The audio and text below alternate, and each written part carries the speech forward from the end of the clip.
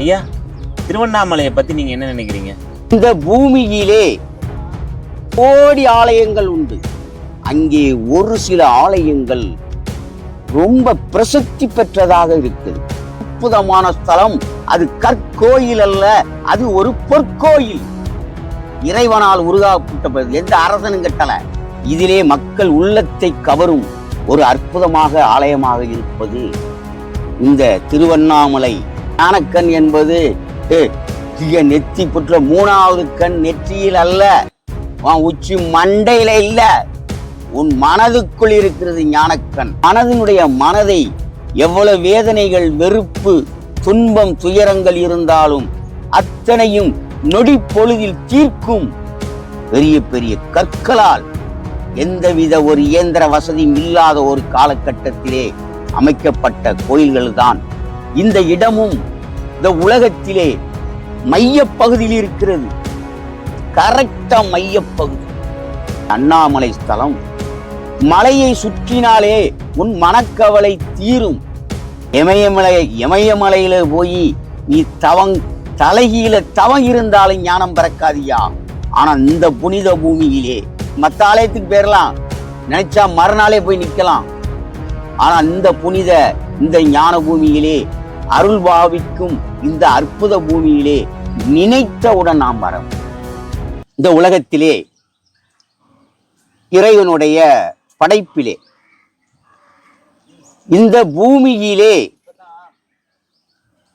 பல கோடி ஆலயங்கள் உண்டு. ஒன்றல்ல, இரண்டல்ல. இறைவன் படைத்த இந்த பூமி என்ன சின்ன பூமியா? பெரிய பூமி ஐயா. தொட்டு பார்க்க முடியாத, இங்க இருந்து பார்க்கலாம். விண்ணை தொட்டவன் உண்டா யாராட்டு? இந்த உலகத்தின் எல்லையை தொட்டது உண்டா? இந்த நாட்டுக்குள்ளே பல நாடுகள், ஒரு நாடு ரெண்டு நாடு அல்ல, பல நாடுகள். இந்த நாட்டுக்குள்ளே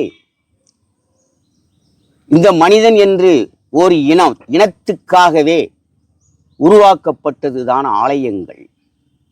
உலகெங்கும் இருக்கிறது. உலகெங்கும் பல நாமங்களில், பல பெயர்களில் இறைவன் இந்த பூமியிலே ஒரு கோயில் என்றொன்று வைத்து, அந்த கோயிலுக்குள்ளே ஒரு சிலையை வைத்து, அங்கே ஒரு பெயர். அப்படி பல பெயர்கள் இருந்தாலும் அங்கே ஒரு சில ஆலயங்கள் ரொம்ப பிரசித்தி பெற்றதாக இருக்குது. மக்கள் உள்ளத்தை கவர்வதாக இருக்கிறது ஆலயத்தை நோக்கி. அதுபோல நானும் இப்படி வீதிக்கு வருவேன் என்று நான் நினைத்து கூட பார்த்தது கிடையாது. இப்படி வீதிக்கு வருவோம், திருவண்ணாமலையிலே வந்து நாம் இருப்போம் என்று நான் நினைத்து கூட பார்த்தது கிடையாது. ஏனென்றால் நான் இல்லறவாசி, குடும்பத்தில் இருந்தவன். குடும்பத்தை விட்டு 45 வயதுக்கு அப்புறம் வெளியே வருகிறேன். வரும்போது பண்டாரம் பரதேசியாக, சந்நியாசியாக சுற்றினேன். நான் பார்க்க எந்தெந்த இடம், அத்தனை இடமும் போனேன். காடு, மேடு, மலைகள், ஊர்கள், கடல்கள் என்று சுத்தி பார்க்க இந்த பிரம்மாண்டமான, இந்த அற்புதமான உலகம் இருளாக இருந்தது, மாயையாக இருந்தது. எனக்கு வெட்ட வெளிச்சமானது, ஒளியானது அந்த அருட்பெருஞ்சோதியாலே, கருணையாலே. எதை பார்த்தாலும் அதற்கு எனக்கு விடை கிடைத்தது.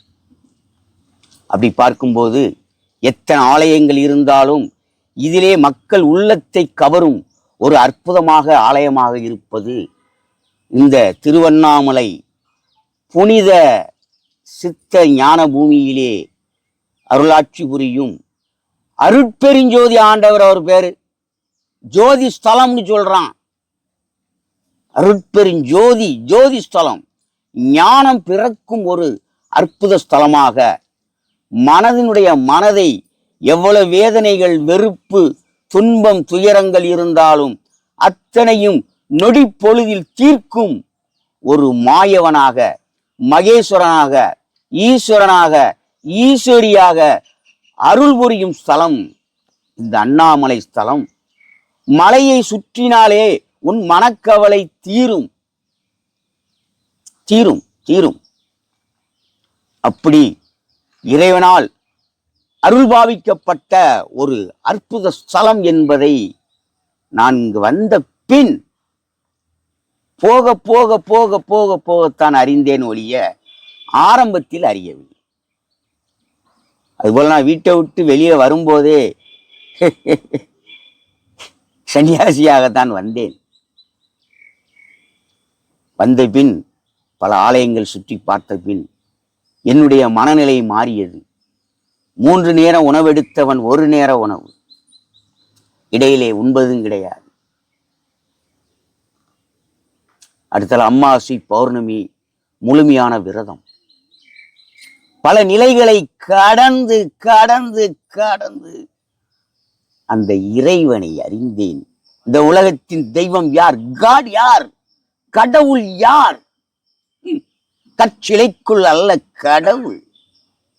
கற்சிலைக்குள் கடவுள் நாம் வணங்குவதற்காகத்தான் என்று அந்த இறைவனை நினைத்து, அதுபோல இந்த பூமியிலும் இனி இறைவனை நினைத்து வணங்கினாலும் இது அருட்பெரும் ஜோதி ஸ்தலமாக இருப்பதால் சித்தர்களும் ஞானிகளும் மகான்களும் இந்த பூமியிலே இறை இல்லாத நிலையிலே தவம் இருந்தால், அந்த இறைவனை நோக்கி கொண்டே இருந்தால் அவன் உள்ளத்தில் உள்ள இருள்கள் ஒளியும், ஒளி பிறக்கும். அவன் உள்ளத்திலே இறைவன் ஓதுகிறார் ஒளியாக. அதுபோல இந்த ஸ்தலம் இந்த உலகத்தில் உள்ள அத்தனை மக்களையும் அந்த மனதை இழுத்து கொண்டு வருகிறார் இறைவன்.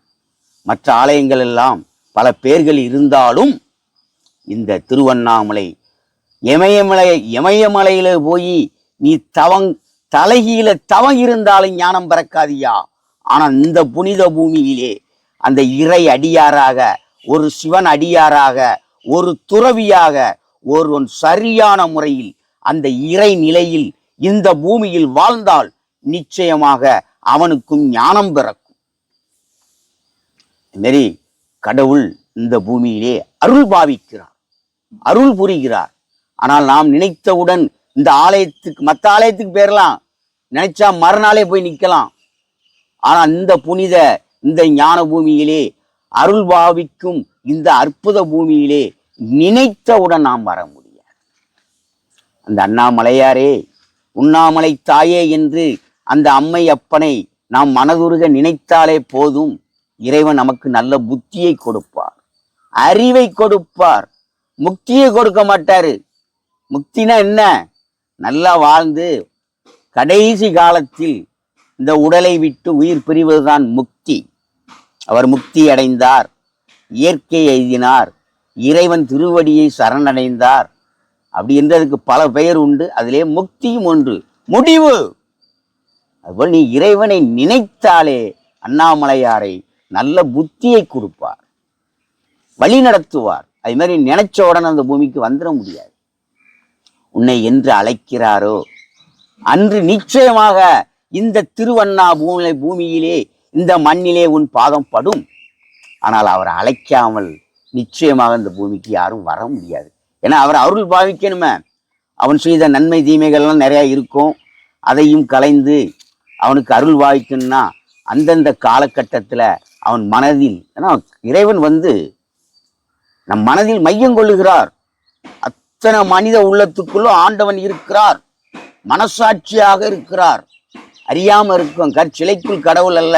கற்சிலையை விலைக்கு வாங்கலாம், பணம் கொடுத்தா போதும், எத்தனை லட்சம் கொடுத்தாலும் போதும். பெரிய பிரம்மாண்ட 150 அடி 200 அடி 300 அடி, நீ எத்தனை அடி வைத்தினான் ஐயா, அதற்குள் கடவுள் இருக்காரா?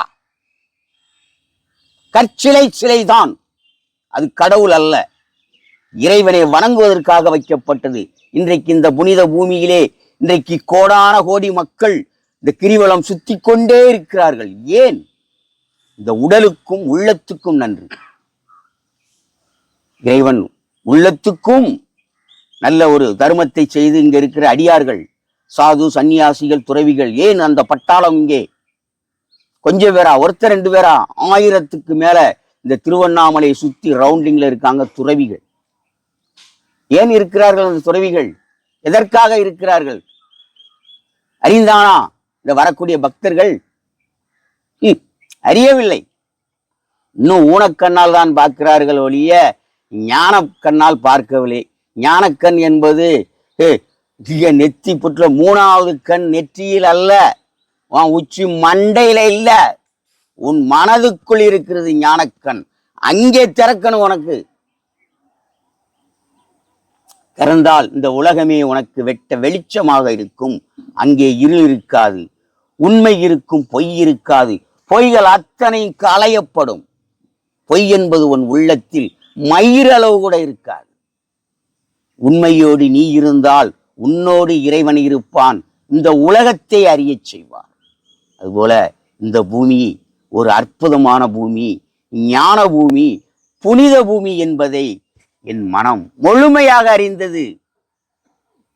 இந்த பூமி அருள் புரியும் ஸ்தலம், அற்புதமான ஸ்தலம். அது கற்கோயில் அல்ல, அது ஒரு பொற்கோயில். இறைவனால் உருவாக்கப்பட்ட, எந்த அரசனும் கட்டல. கோபுரத்தை வேணா கட்டியிருப்பான் மேல. மனிதனே ஆரம்பத்துல எப்படி வீட்டிலேயா வாழ்ந்தான்? குடிசையில் வாழ்ந்தான். கோபுரத்திலேயா வாழ்ந்தான்? இன்னைக்கு வாழ்றான் கோபுரத்துல. அன்றைக்கு ஆலயம் பெரிய கோபுரமாக கட்டப்பட்டது. அது சின்ன சின்ன கோயில் அல்ல, பெரிய பெரிய பெரிய பெரிய கோயில்கள், பெரிய பெரிய கற்களால் எந்தவித ஒரு இயந்திர வசதியும் இல்லாத ஒரு காலகட்டத்திலே அமைக்கப்பட்ட கோயில்கள் தான் கற்கோயில்கள். அதுதான் நமக்கு பொற்கோயில், நாம் வணங்க வேண்டிய தெய்வம். அதுபோல இந்த திருவண்ணாமலை புனித சித்த ஞான பூமியிலே அருள் புரியும் ஆண்டவர், அற்புதர், மனதோடு மையங்கொள்ளும் மாயன், ஈசன், ஈஸ்வரி, அந்த தேவன், அந்த மெஞ்ஞான கடவுள், அருட்பெருஞ்சோதி சூரிய பகவான் அருள் புரிகிறார். இங்கே உள்ள கற்சிலையும் அல்ல, மலையும் அல்ல, கடவுள் அருள் புரிகிறார். இந்த இடத்துக்கு நீ வரும்போது, இந்த இடமும் இந்த உலகத்திலே மையப்பகுதியில் இருக்கிறது. கரெக்டா மையப்பகுதி இந்த திருவண்ணாமலை. அடுத்தால இங்கே இருக்கிற